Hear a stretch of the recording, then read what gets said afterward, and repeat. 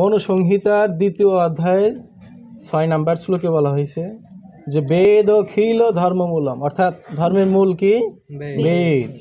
এখানে শাস্ত্র বলতেছে যে ধর্মের মূল হচ্ছে বেদ। এখন মূল যদি আমরা উপরে ফেলি গাছ বাঁচবে?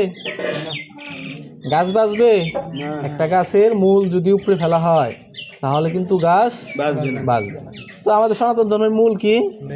বেদ। এখন যদি আমরা বেদ কি তা না জানি, না চিনি, তাহলে কিন্তু আমাদের ধর্মই ঠিক থাকবে না।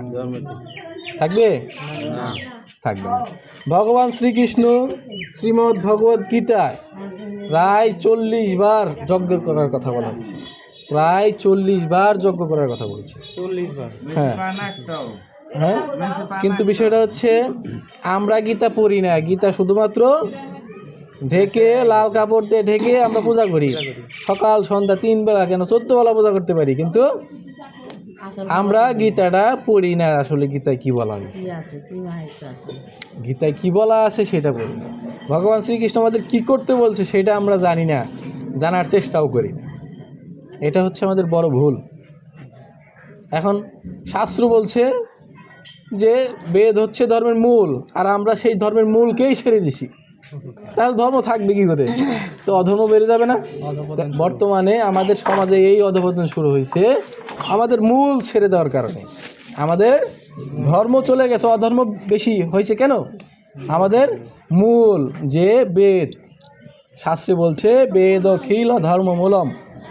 তো শাস্ত্রের কথা আমরা মানতেছি না, শাস্ত্রেই বলতেছে যে বেদই হচ্ছে ধর্মের মূল, আর আমরা সেই মূলটাকে ছেড়ে দিয়েছি।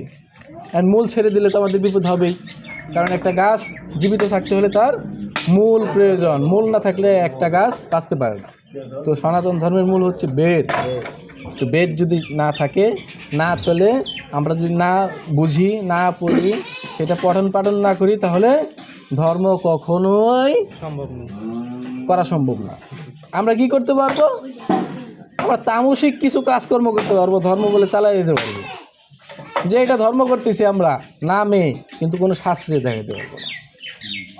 নামে এটা চালাই দিতে পারবো, আমরা ধর্ম করতেছি। এখন কেউ যদি কেউ যদি কাউকে নিয়ে বাড়িতে নিয়ে বিষ খাওয়া মেরে ফেলায়, এটা কি ধর্ম হবে? এখন কেউ যদি বলে যে না এটাই ধর্ম, আবার কেউ যদি আরেকজন মানুষকে নিয়ে বলি দেয় যে বলি দিয়ে এই করতে হবে, ধর্ম করতে হবে, তাহলে সেটা কি ধর্ম হবে? এখন ধর্ম অধর্ম বিচার করার জন্য অবশ্যই শাস্ত্র দেখতে হবে। ধর্ম অধর্ম বিচার করার জন্য আমাদের শাস্ত্র দেখতে হবে। এখন শাস্ত্র যদি